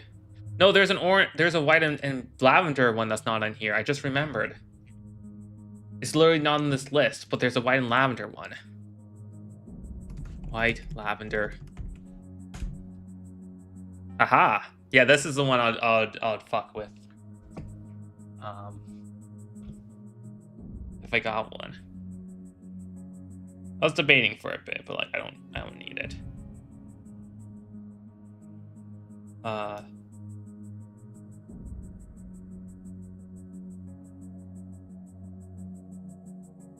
Yeah, the black and blue one's really solid. Like the base colors are nice.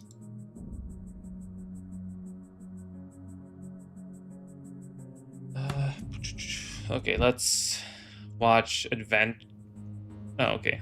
Some homebrew action.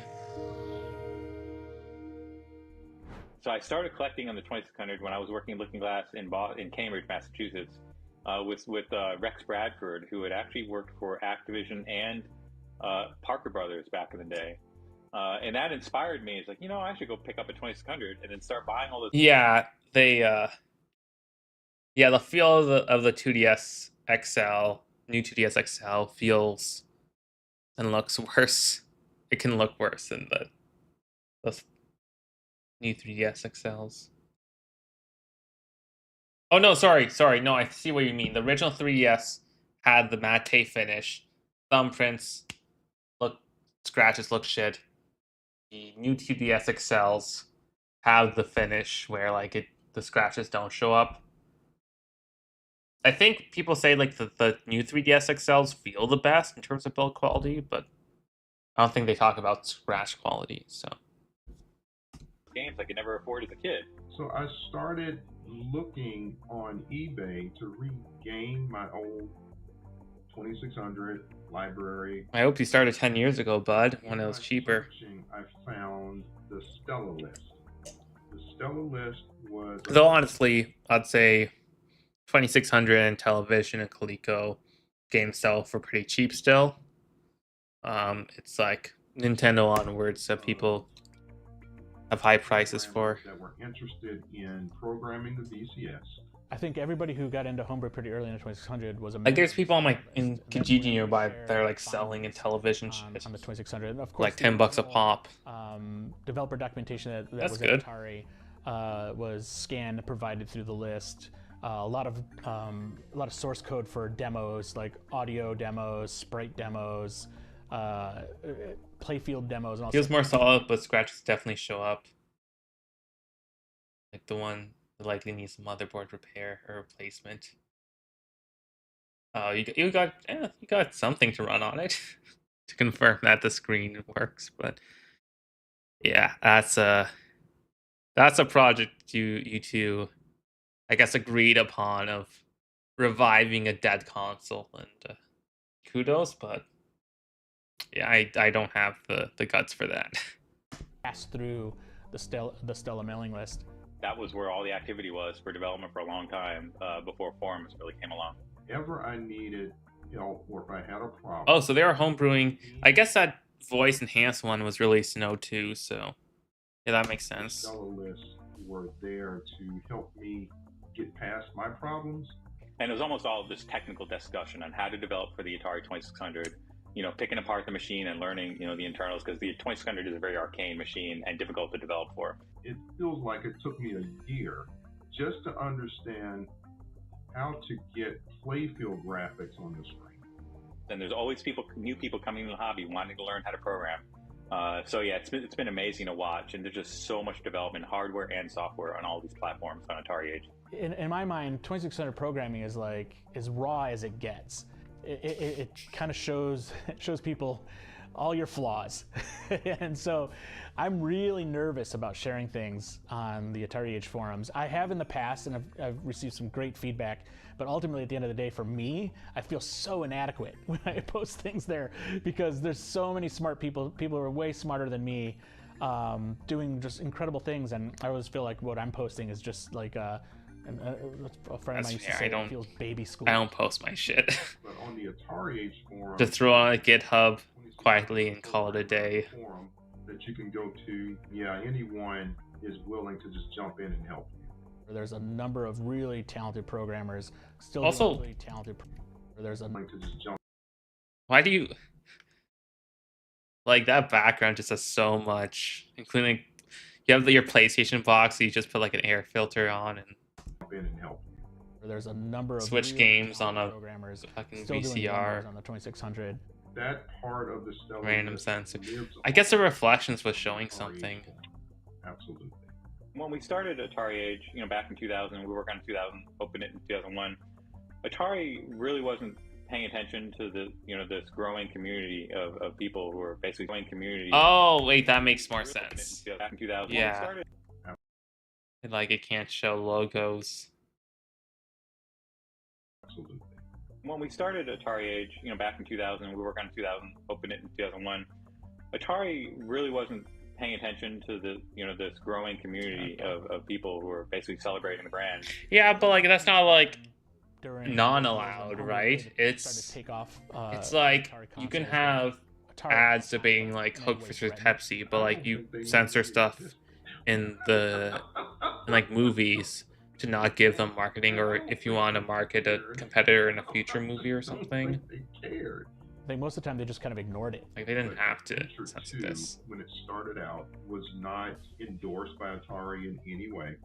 And when they got wind of it, it came very close to shutting the project down. They almost got Nintendo'd. They were able to work together, and now it is an IP that is approved by Atari, and now the community they can play it. I mean, it was a great piece of work. At some point, I realized, well, Atari Age, costs money to run. It's running on like a dedicated server with the forum and the games database. We can, instead of having ads on the website, we can just start publishing games ourselves. So it just went really slowly first, and one of the first games was Mike Micah's Berserk voice enhanced. And ultimately, it was the information I gathered from shared resources in the homebrew community that led me to adapt Berserk's voice. And from there, it just kind of blossomed, and a small group of home developers, including Thomas Jentz, allowed me to start publishing their games in the Atari Age store. Notice how they don't do homebrew for anything besides the 2600, because no one cares about anything else. It wasn't exactly what he envisioned. Oh, never mind. I stand corrected. That's for the XL and XC. Okay. It was the starting point, and that was his whole plan, as I understand it. It's like, let me get in the door with this, and then I can produce what I wanted. And that was the flashback too. In doing that and contracting with yeah, all the fucking Kurt Atari reached old out consoles. to homebrew developers because he wanted to show. Oh, they actually, okay. Flashback has homebrew stuff on it. And not Cool. only do you have these classics here, but you have people that are still programming for this unit, and he wanted to show that. I was one of the homebrew developers that he reached out to. I'm honored that he reached out to me on that. I had the fortune of knowing Kurt Vendel years and years ago. I met him at this trade show. Well, it was like a fan show called World of Atari, and it was in '98, I believe. And it was pretty clear he knew a lot about Atari. And not only that, he had a lot of ephemera from the old Atari days. And so we became fast friends. And a lot of the early Digital Eclipse projects that we worked on, Kurt helped us out. Oh, that they formed. Wait. Oh wow. Okay. It's like Digital Eclipse is published this, Atari 50 and helped with this. I didn't realize that they dated back that far. What the fuck?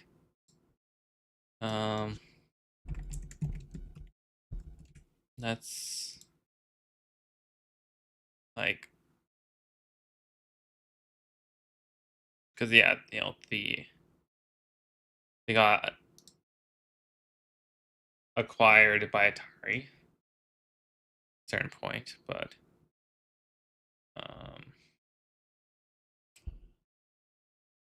commercial emulations of arcade games for Game Boy Color. And then got merged in 03. Okay. And then it got revived in 2015. Okay, so it's like a different version, but like same vibe.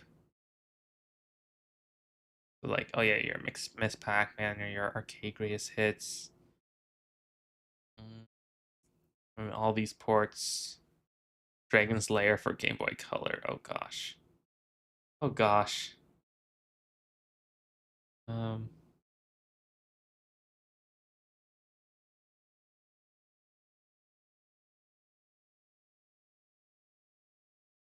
Okay, more emulation.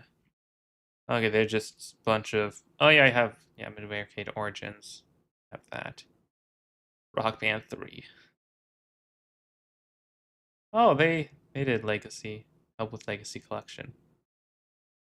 And then all these ones. Yeah. Wait, they help with Volcar the Viking too? Oh wow. That's interesting. This Volgar one was like 10 years ago then. This one came out with like no fanfare.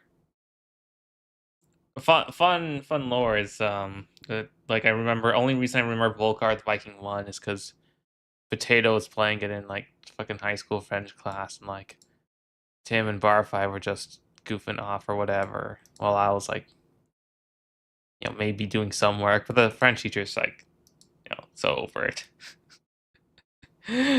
um yeah, Tetris Forever seems, well, I'll check that out at some point. The game part is less, feels a little disappointing because some of the they skip over a lot of the actual Tetris games due to the what rights they have, even more so than this collection. Skipped over shit. Oh yeah, I have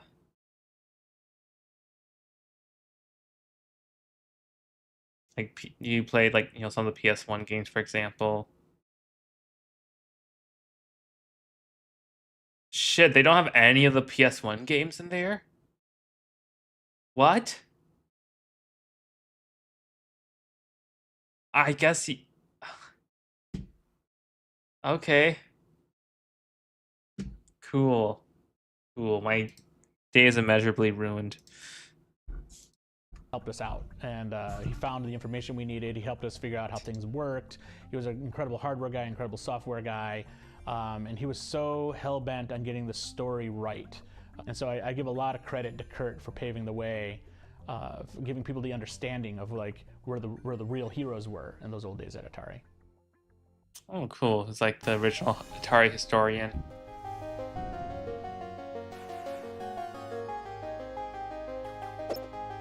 Yeah, no forbidden memories.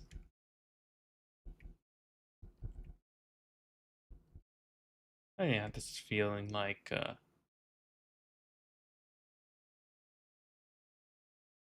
oh fuck.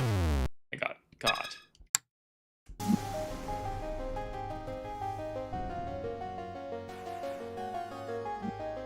That's cool though.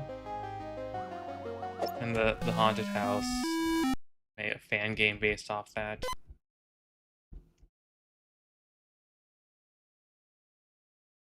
Oh,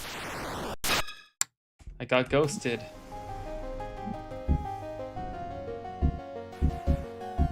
Okay, we got like 10 more minutes left of this.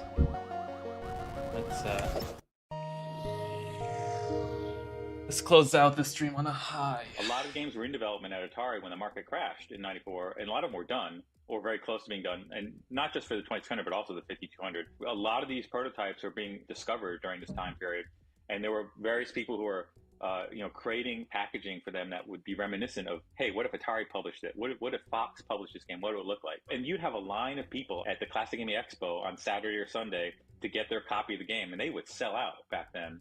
And they're $50, $60 a piece, but they look great. They look like this is what real sports basketball we never released, but there's a really nice community produced reproduction of it. They come from all over. Sometimes they come from the original developers who were working at Atari, took copies of those with them, thankfully, before they were thrown out, and they were nice enough to they either sell them or loan them out so people can actually dump them and then preserve them indefinitely.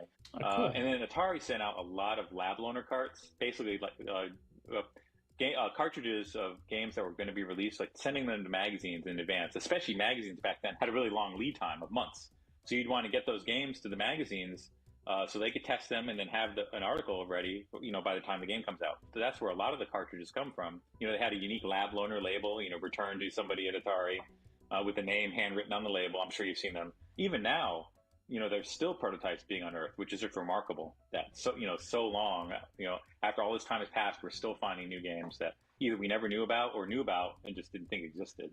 But people are finding them still. We got a couple of these. Aquaventure. Oh, Atari did a cartridge of it.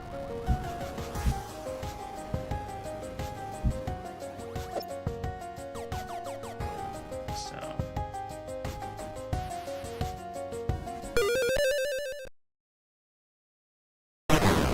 Oh, fuck. Immediately. Fuck the fish. Yeah. And that's ironic. The ones that got crashed that they recovered are both water woman. Like we didn't before Samus could walk. Mary and whoever this woman is drowned. Oh, puzzle game.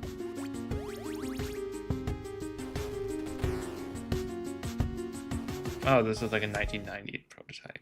Oh, you see the novice standard advance.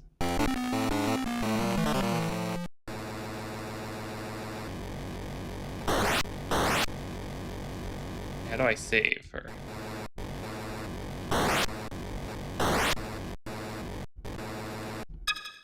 Instruction manual. That's a crane, object dispenser, Mary. Yeah, it does look Saw. Oh, she like you stack them and get her to rise up.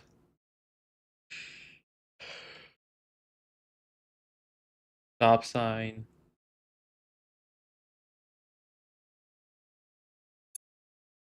Okay, so there's like power-ups and stuff. Right, I'm not going through the games much, but there's achievements for a lot of these games, so. If Rabbit got this collection, you'd be going hardcore on that. When you think of the 80s and video games, Atari is the company that comes to mind. And because those people grew up with, there's a lot of nostalgia today still for the brand. And I think that's the main reason why you see people so passionate about Atari. When we do our best, video games are an art form. What we're doing doesn't just distract people or pass the time. We leave them with something. The brand was so iconic for so long that it feels like it was a part of their life, and that it felt like a part of their identity. So I think whenever Atari over the years has done something against those core values of what people have brought to Atari and how they feel they fit with Atari, that's why you'd see a lot of vocal retaliation to what Atari was doing, because it was so personal to them. And Atari did a great job with marketing. They had a lot of the arcade hits, like Pac-Man and Defender, and just tons of arcade games that people wanted to play at home. And they just did a great job with marketing, getting the systems out there, and that's what people remember from those early days. For me, it is the excitement that I had as a young teenager having the VCS. That excitement is still there for me. and you've heard this before, you never forget your first love. That would be the VCS for me. I think video games are proving to be more and more like the music business. Whatever you heard at certain points in your life of music, that's the soundtrack for your life. And when you hear those songs, if when you were a kid or when you were a teen or when you were in college, it brings back those memories and you're attached to that time and to that version of yourself. And the music takes you back there. I think for a lot of people, it was the very first system that they had, especially for the 2600. And Yeah, people only like the nostalgia. even then, the Pong systems that came before that, and Atari was active in arcades as well. I think the combination of the home consoles. I'm a little biased, but like, I mean, there's some NES games definitely you should really kept go back to. But like the first like system as a whole would be like home console SNES era of like, okay, these, Took my 8 you pick a game and it's like with me to college. probably at least gonna be kind enough to you. I think there's still hard as fuck games on SNES that are just like, why is Lion King so dumb and shit like that? But you kind of moved away from the arcade philosophy, and also like, I mean, you'd still have the nice, great soundtracks on those a lot of times. Parts actually look comprehensible, and yeah, RPGs definitely like Now, granted, some golden age everybody in the dorm RPGs down on the that hall shit. Heard it pecking on the was it the 1027? But hey, I did my reports on it. There were people who dedicated their lives to just making sure that an Atari 800 could stay working, and they would sell parts as cheap as they could to people to keep their machines working. And so for, I'd say, like 3 decades, basically, you've had all these kind of like unknown people working behind the scenes just to keep Atari alive. Millions of people grew up with these consoles.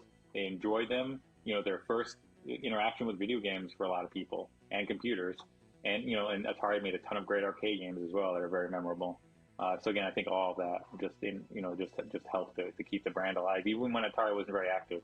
Ultimately, I think Atari, the name, was what survived, but not Atari, the game company. It was a different game company. It was really just Atari by name. And so we were left with a huge community of people who grew up with the Atari name has swapped so many different companies since '83. It's by the namesake in some ways. And so they were the ones who were the torchbearers. These are people who kept Atari alive. I was in Europe, in Germany, and I was waiting for some friends, and all of a sudden this person comes walking by in a bright green, Kelly green shirt with a white Atari across it. And then later on, I was at the Gap store at Christmas time, and I saw a multicolored pretty cool Atari design T-shirt for children, and I said, well, I kind of chuckled to myself, and I said, Jesus, Atari is just not going to go away. And then of course I had to buy the shirt for my great nephew. So. Hey.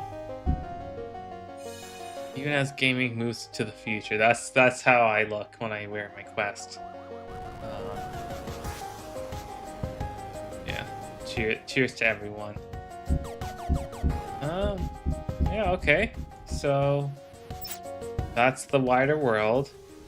Next time we'll actually go into like the 7800 Lynx and Jaguar, and that'll be our last session. So.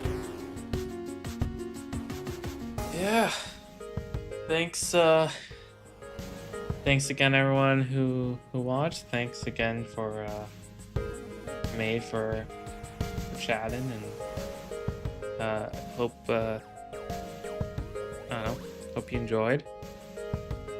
Next time, I don't know if I'll stream again this week because Tuesday I'm going to basketball game.